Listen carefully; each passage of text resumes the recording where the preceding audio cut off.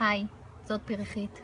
רציתי להראות לכם איך אני שורחת את השרוכים שלי כדי שלא ייפתחו לי בזמן ריצה, והם נפתחים בשנייה. קשר כפול, נפתח. קשר ראשון, כרגיל, כמו שכל אחד עושה, לולאה. במקום למשוך את הלולאה ולסגור כרגיל, אני פשוט מכניסה את הלולאה הזאת שוב.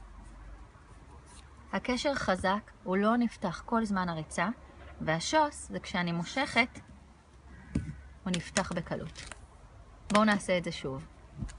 הפעם עם צבע קצת זוהר, כדי שזה יהיה ברור יותר. שוב, קשר ראשון כרגיל, לולאה, מכניסה את הלולאה מתחת, אבל שוב מכניסה ואז מושכת. ופתיחה בשנייה. שיהיה לכם בהצלחה וריצות נעימות.